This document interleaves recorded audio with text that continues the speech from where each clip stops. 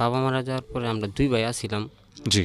তো 2 ভাইয়ের ভিতরে দেখা গেছে এক পর্যায়ে আমার দাদা আমরারে আমার বাবা যখন মারা গেছে তখন আমার দাদা কি করছে আমরা কইতেছে যে যদি আমার বাবার আগে যে আমার দাদার আগে আমার বাবা মারা গেছে, এই কারণে মানে দাদা রেখে বাবা মারা গেছে, সাধারণত যেটা হয় না। হ্যাঁ, এখন দাদা বলতেছে যে আমরা দাদার কাছে কোনো সয় সম্পত্তির কোনো ভাগ পাই না। দাদা এটা বলতেছে? হ্যাঁ, এটা বলতেছে। দাদা বলতেছে এটা যে এই কারণে দাদা আমরা নাসরিক করে দিছি, আগে যেটা বলতো নাসরিক। তারপরে মানে আমার মা 1 মাস আসছিল মানে আমার দাদার বাড়ি, তখন আমার দাদা আমরা খেতে দিছে, আমার নানারে বলছি যে তোমার মায়ায় নিয়ে যাও। তখন আমার দাদাই আমার মারে নিয়ে গেছে, আমরাও নিয়ে গেছে। তখন আমরা যাইলাম, যাওয়ার পরে হইলো কি যেটা আমার নানা কিছুদিন আমরা রাখছি, 1 বছরের মতো আমার নানা আসছিল। তারপর আমার নানাও একসময় মারা যায়, 1 বছর পরে আমার নানা মারা যায়। তখনই আমার মা, যে এই ঘটনাগুলো আপনি বলতেছেন এগুলো কি আপনার একেবারে মনে আছে নাকি মানুষের কাছ থেকে শোনা পরবর্তীতে? না এটা হইলো আমার মার গল্প। মার গল্প মানে মা বলেছে? আমার মা বলছে যে ছোটবেলার গল্প। জি জি। তখন আমার নানা যখন মারা যায় তখন আমার মা খুব কষ্টে পড়ে যায়। আমার মা কোনো কাজকর্ম করতে পারতেছে না, হঠাৎ করে কী করবো, মহিলা মানুষ। আমার নানার বাড়িও বেশি একটা মানে আসিল না, টাকা পয়সা এরকম কিছু আসিল না। তো এক পর্যায়ে আমার মা, আমরা দেশ গ্রামে এক পর্যায়ে কি 6 মাস তাহে শুকনা আর 6 মাস তাহে মানে পানি। তো 6 মাস যখন পানি তাহে তখন কি মা আমার মানুষের বাড়িতে কাজ করে এক পর্যায়ে মানুষে আমরা এই শুধু ভাত দে, কুতলি চাইল দে, এরকম করে আমার মা ছোটবেলার বয়সটা আমরা পারলো। আর কয় ভাই ছিলেন আপনারা ওই সময়? আমরা 2 ভাই ছিলাম। বোন নাই কোনো? বোন নাই।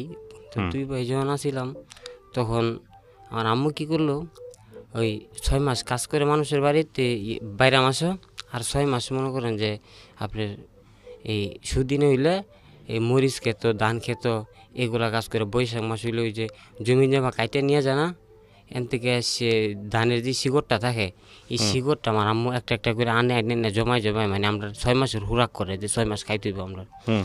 এরকম অনেক পরিশ্রম আমার মা করার পরে মা আস্তে আস্তে আমরা বড় করে। তো এক পর্যায়ে যখন আমার বয়স 8 বছর, তখন মানে আমার একটা মাদ্রাসার মাঝে আমার আম্মা ভর্তি করে দেয়। তো মাদ্রাসায় আমি গিয়ে প্রায় 3 মাসের মতো পড়ি। 3 মাস পড়ার পরে দেখি যে আমার আম্মু হঠাৎ করে বুকের মাঝে শ্বাসকষ্টের অনেক কষ্ট হইতেছে, মানে হ্যাঁ শ্বাসকষ্ট হইতেছে, মানে এরকম হয়েছে যে আর মা বাঁচতো না, এমন পর্যায়ে গেছে। তো মা বাঁচতো না, এক পর্যায়ে মা এত খারাপ অবস্থা দিয়ে আমি যে সময় মার কাছে যাই তখন মারে দেখলে মানে আমার খুব কষ্ট লাগে যে আমি তো ছোটোবেলা ভাব দেখছি না। বয়স কত তখন আপনার? তখন আমার বয়স 8 বছর।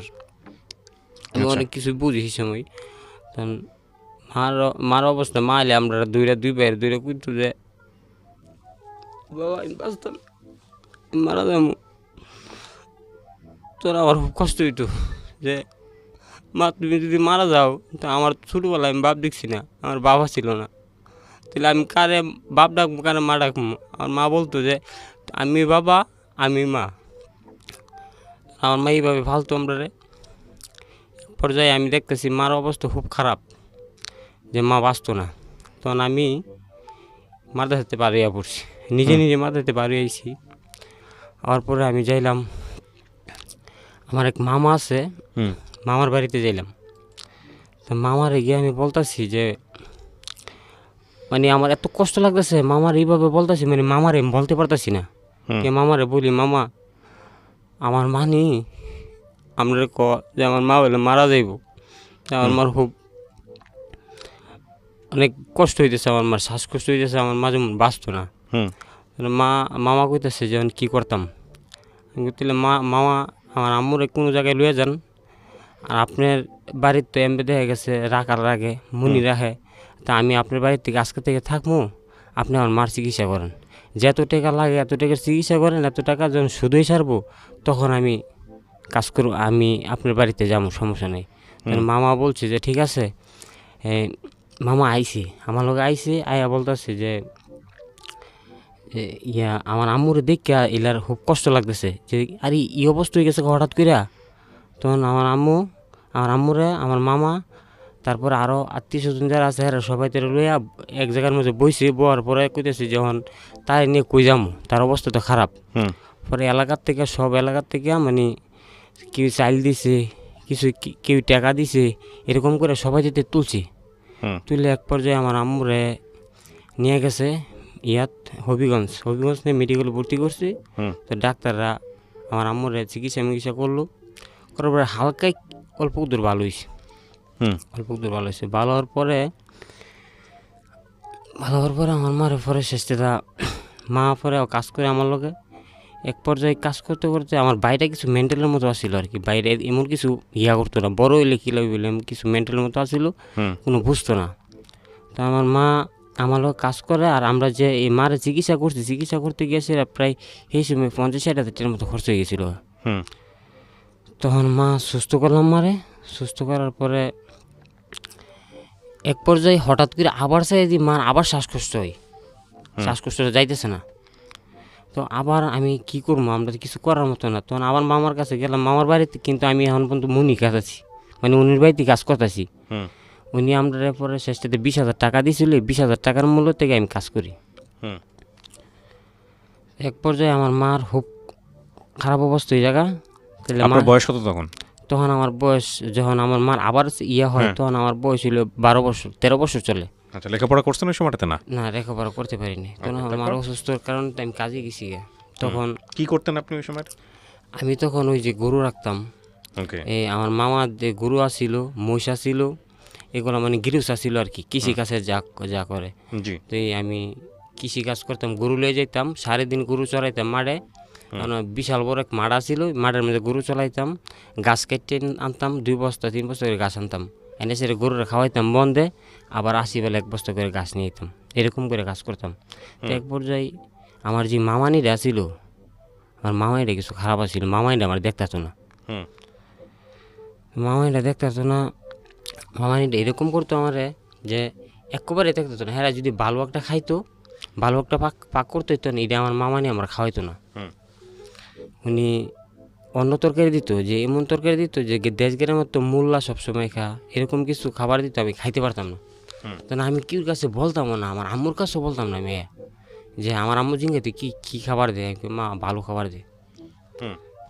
খাইতাম, এইভাবেই চলতাম। তখন এক পর্যায়ে যখন আমার আম্মুর যখন আবার ওই জায়গা, তখন এক পর্যায়ে শুনি যে আমার আম্মুর টিবি হয়েছে। আচ্ছা, টিবি হয়েছে পরে আমি প্রায় এই সময় আবার 50-60 হাজার টাকার মতো নষ্ট করছি। আবার টিবি পরীক্ষা নিরীক্ষা করে আগে জানতাম না, খালি আমরা চিকিৎসা করতাম, ওষুধ এনে খাওয়াইতাম, পরীক্ষা নিরীক্ষা করতাম, কোনো জায়গায় ধরা পড়তো না। তখন এক পর্যায়ে শুনি যে টিবি হয়েছে, পরে টিবির ওষুধ খাওয়াইছে, পরে আমার আম্মু এক পর্যায়ে ভালো হয়েছে। পরে যখন আমি অনেক টাকার যখন ঋণও পড়ে গেছি, তখন আমার মাথাও কোনো কাজ করতে পারছে না, মাও কোনো কাজ করতে পারতেছে না। তখন মারে বাসায় রাখিয়া, বাসায় আছে, বাইরে আমার বদলি আমার মামার বাসায় দিয়ে আমি যাই বোলাগজ যখন ওই যে পাথরের কুয়ারিতে পাথর তুলে, তো বোলাগজ যখন যাওয়ার পরে আমারে যে কুয়ারির যে সর্দাররা ওনারা দেখে আমার কাজে নেয় না, মানে ছোট, অনেক ছোট আমি, কাজে নেয় না। এবং আমি যাওয়ার পরে 10 দিন হয়ে গেল আমি কোনো কাজ করতে পারি না। আর আমার লগে যে আসিল হ্যাঁ কাজ করে, এবং হেরও মানে চাচাতে হেরা নিয়ে কাজ করা, মানে আমার দিকে কোনো নজর নাই। আমি প্রায় 10 দিনের ভিতরে আমি টাকা নিয়েছিলাম প্রায় 300 টাকার মতো। এই টাকাগুলো আমি খাইয়া লাইছি। খাওয়ার পরে তো আমি একদম উপাস, মানে হ্যার কাছে যদি বললি হ্যাঁ বলে আমার কাছে টাকা নেই। আমি এত মানে ক্ষুধার্ত, মানে আমার খাবার বলতে কিছু নাই। আমি একদম গিয়ে সেটা পানি খাই, এবং মানে আমি কী খামো, আমার কোনো খাওয়ার কিছু দিই না। কারণ আশপাশের মানুষও আমার কেউ জিজ্ঞা না, যে আরও যে মানুষ আছে হ্যারাও আমার জিজ্ঞা না যে তুমি কি কইতে গাইছো, কী আসবে, এরকম কিছু জিজ্ঞা না যে তুমি খাইছো নাকি না। তো আমি এক লাগা প্রায় 2-3 দিন উপাস, 3 দিন শুধু পানি খেতাম। পানি খেয়ে কোনো মতো আমার জানটা রক্ষা করতাম। এক পর্যায়ে আমি যে হোটেলে গিয়ে আগে ভাত খেতাম, এই হোটেলে গিয়ে সেটা বসে পানি খেতেছি। তারপর হোটেলের মালিকটা মনটা চা ফেরের খিদায়, যে তারে বলি যে আমার কিছু খাওয়াবেন। আবার বলতেছি যদি তারা খাওয়ায়, যদি তার টাকা না দিতে পারি তা কী বলবো। তো এক পর্যায়ে আমি কিছু না বললে মিসিয়ারে বলতেছি যে ভাই আমি তো আজকে এতদিন ধরে আইছি, আমি অনেক ক্ষুধার্ত, আমার যদি কিছু খাওয়ান দিতেন তাহলে মনে হয় ভালো হতো, আমি যদি কাজ করতে পারি তাহলে আপনার টাকা দিয়ে দিন। তো মেসিহারে গিয়ে মালিককে কইলো, মালিককে বলতেছে যে না এইসব লোক কইতে গাই যে এ, খাবার সাবার এইভাবে দিন যেত না, মানে অনেক মানে তা যা মনে হয় তাই বলতেছে আর কি। হুম তো অনেক পর্যন্ত আপরলাম, আপরের পরে এই বাসায় যাইলাম, বাসায় গিয়ে আমি পেটের খিদে আমার চোখে তো পানি একদম পড়তেছে। তখন একটা মহিলা আমার বলতেছে যে কি বাবা তুমি এরকম করতেছো রে, কী সমস্যা তোমার? আর আমার পেট তো পুরো দাঁড়ার মাঝে গেলে গেলেছে পেটের খিদায়। হুম তো উনি বলতেছে যে খালাম্মা আমি তো আজকে 3 দিন ধরে উপাস, আমার কোনো খাওয়ার নাই, আমি কাজও করতে পারি না। হুম পরে উনি দেখে সেরা, পরে উনি আমার লয়ে গেছে, নিয়ে সেরা, পরে উনি আমার খাওয়াইলো, পেট ভরে খাওয়াইছে। পরে খাওয়ানির সাথে তো আমি মানে আমার চোখের মধ্যে এমন ঘুমাইছে, আমি সাথে সাথে হেরা বাসাতে আয় আমার বাসায় ফুরি ঘুম। হুম ঘুমোতে উঠার পরে ওনার ছেলেরে দিয়া কাজের ব্যবস্থা করাইছে আমার। তো উনি নিয়ে এসে আমার কাজ করাইতো, কুয়ারি যেতাম, কুয়ারির দিকে আমি কাজ করতাম। হুম তো আমি প্রথম মানে কাজ পারতাম না, খুব কষ্ট হইতো আমার, খুবই কষ্ট হইতো। জি আমি তারপরে করতাম, মানে আমার চিন্তা থাকতো যে আমার আম্মুর তো যে টাকাগুলো, এই টাকার এই ঋণগুলো তো আমার দিতেই হবে যেভাবে হোক। জি তখন আমি মানে আমার সব 24 ঘন্টা ইডি আমার থাকতো মাথার মধ্যে, আমি কাজ করতাম। তো প্রথম অবস্থা আমি প্রথম মাসে আমার কাজ আছে 200 টাকা রোজা ছিল আমার তখন। হুম আর সবাইতে রোজা ছিল 250 টাকা 300 টাকা, আমার যে 200 টাকা। তো আমি 200 টাকা রোজ কাজ করে আমি মারে দিতাম টাকা। দিলে মা আমি 10 দিন কাজ করে সেটা 1000 টাকা এরকম করে করে মারে টাকা দিতাম। দিতে দিতে দিতে প্রায় আমি এক পর্যায়ে 6 মাস কাজ করি, 6 মাসে আমি প্রায় 20,000 টাকার মতো আমি ঋণ শোধ করতে পারি। হুম তখন আবার বাইরে মাসা পড়ছে, গুলো হয়ে গেছে কেদিসের মাঝে। গুলো হয়ে যাওয়ার পরে আমি আবার এই গোলার মাঝে বাড়ি ভাই এই এক ধরনের ইয়াবা এই পাথর ইন্ডিয়ার থেকে আনে, এই পাথরগুলো আবার এই পানির থেকে ডুবাই তুলে আনে না আমি এই ইয়া টানলে আর কিনে, মানে অনেক পার্টি আছে গিয়ে কিনে আমার কাছের থেকে। হুম মানে এইভাবে বেশি ব্যস্ত এক পর্যায়ে হন আমি প্রায় আরও 4 বছর মতো থাকলাম। এইভাবে 4 বছর থাকতে থাকিয়া আমার প্রায় আমার লিন পেন সব শেষ করে দিয়া আমি আরও প্রায় 30-40 হাজার টাকার মতো আমার আয় হয়েছে। আচ্ছা আয় হয়েছে এবং এই টাকা বিয়া করাইবো। আমি দেশে আইতাম, দেশে আইসে পরে শুনি যে আমার বিয়ার বাউসাও করছে, বিয়া করাইবে। আমি এখান থেকে পলাই আবার গেছি পোলাগঞ্জ। হুম পোলাগঞ্জকে আর থাকলাম প্রায় আপনার আরও 1 মাস থাকলাম। 1 মাস পরে আমার ইয়ারে পাঠাইছে, আমার মামার পাঠাইছে, হেরা গিয়েছে আমার গিয়ে আনলো। হুম আনার পরে হেরা বিয়ে শাদি করাইলো। বিয়ে শাদি করার পরে ওদের পরে আমার বিয়ার রুচি আছিল, তারপরে মা অনেক জোর করে আমার বিয়ে করেছে। বয়স কত তখন? তখন আমার বয়স 20 বছর। আচ্ছা তারপর বিয়ে করি, আপনার বড় ভাই তখন বিয়ে করেছে? আমার বড় ভাই তখন বিয়ে করছে। আমার বড় ভাই আমার আগেই বিয়ে করছে। জি আমার বড় ভাই বিয়ে করছে, বিয়ে করার এক পর্যায়ে বড় ভাই বিয়ে করে 6 মাস আসিল আমরা লগে। হুম 6 মাস পরে উনি ওনার পথ দেখছি। তখন আপনি মাকে নিয়ে আলাদা থাকতেন? তখন মাকে নিয়ে আলাদা থাকি। জি তারপর বিয়ে করাইলো, বিয়ে করানোর পরে আমি এরকম লইছি। আমার আরেকটা গল্প পিছনে ফালাইছি হয়েছে আমার মার। হুম এ যদি বলি আবার এই পিছনে বলছি কি, তখন আমার যখন মনে করেন যে 12 বছর বয়স, এর ভিতরে আবার আমার বাড়িতে যাই আমি।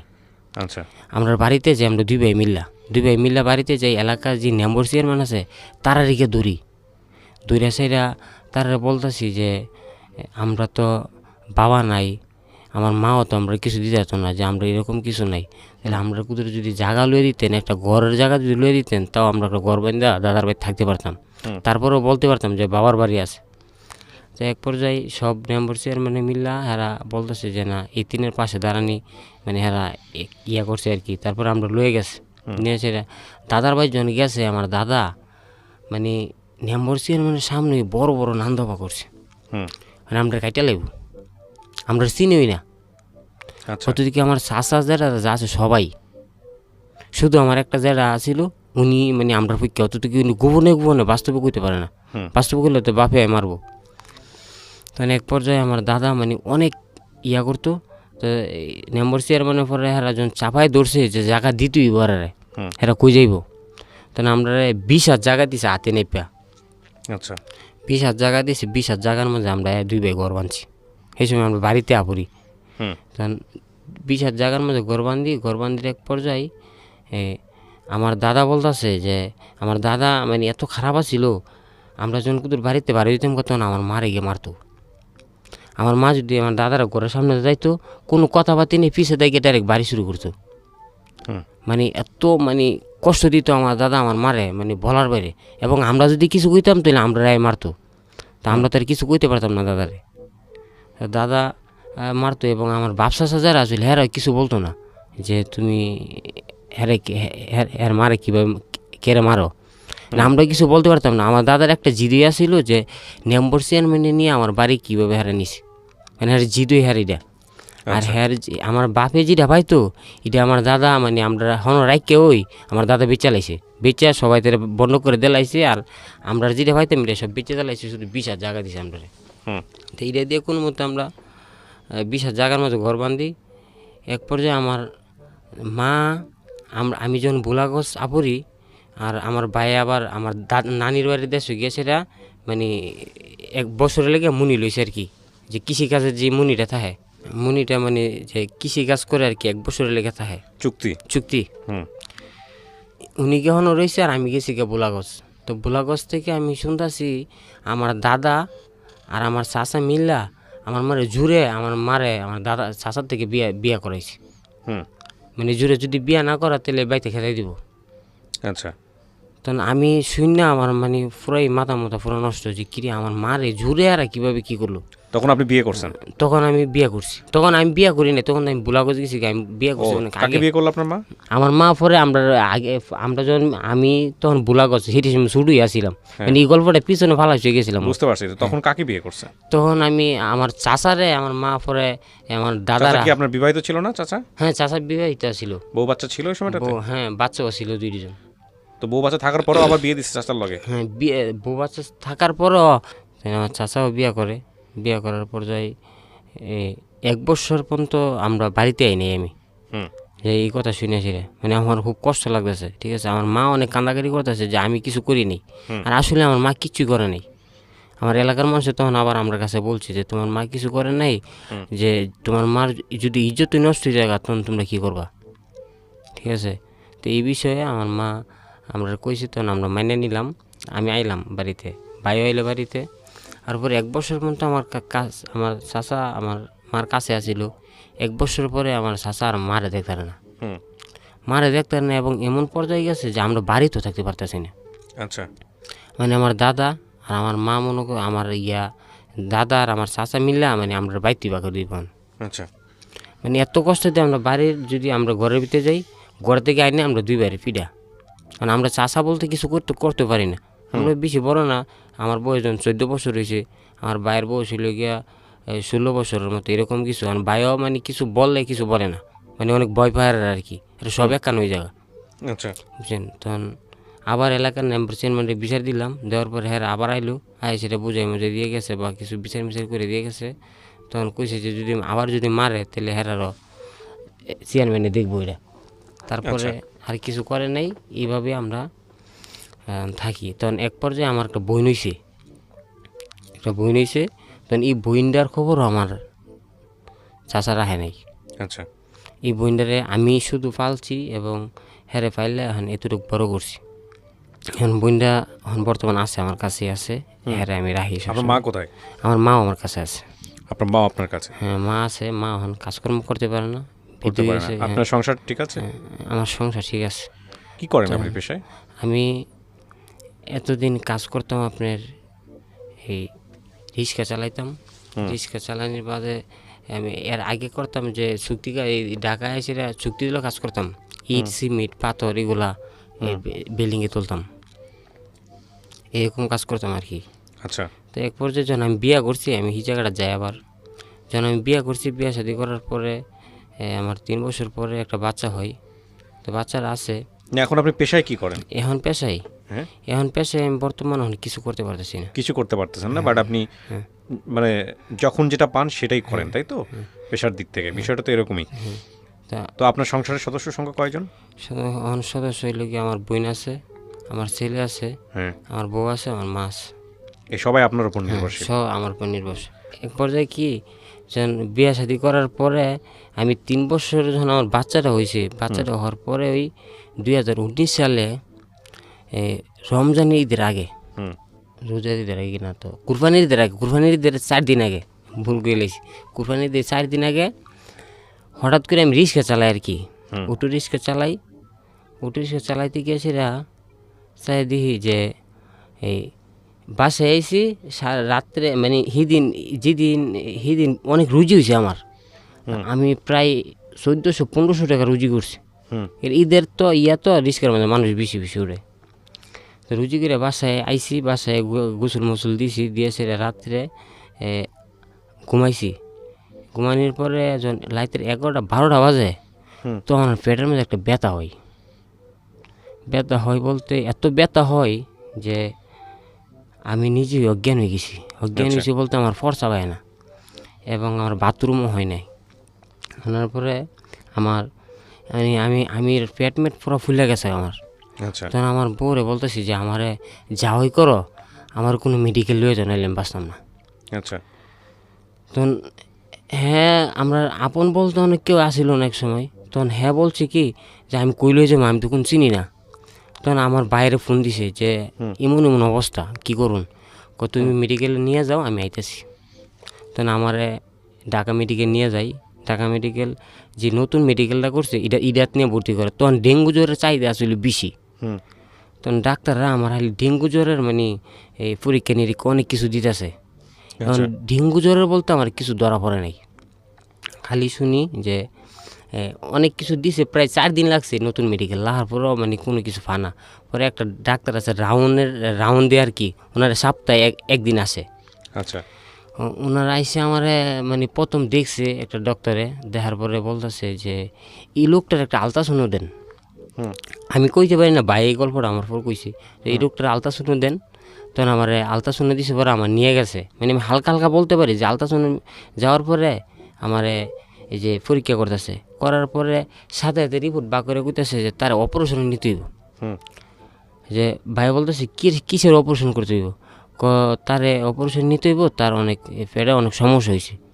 তখন আমার ভাই বলছে যে অপারেশন মনে হয় কোনো কিছু অপারেশন করবে, এটা তুমি আমার ভাই ভালোই যাইব, ঠিক আছে। তখন আমার কাছে টাকাও নাই, টাকা আমার তো আছে প্রায় 3,000 না 4,000 টাকা ছিল। অপারেশন উঠিতে না নিয়ে আসে আমার, তখন এরা বলতেছে 9,000 টাকার ওষুধ লাগবো। এখন তো 9,000 টাকার ওষুধ, আমরা তো 9,000 টাকাও নেই, ওষুধ কীভাবে আনবো। পরে আমার আম্মু আমার নানির বাড়িতে ফোন দিয়েছে, আমার মামার কাছে ফোন দিয়ে কান্দাগিরি করতেছে যে আমার ছেলেরে ইয়াত ভর্তি করে দিয়েছে, অন্ত তারে যেভাবে সুস্থ করতে হইব, কী করুন।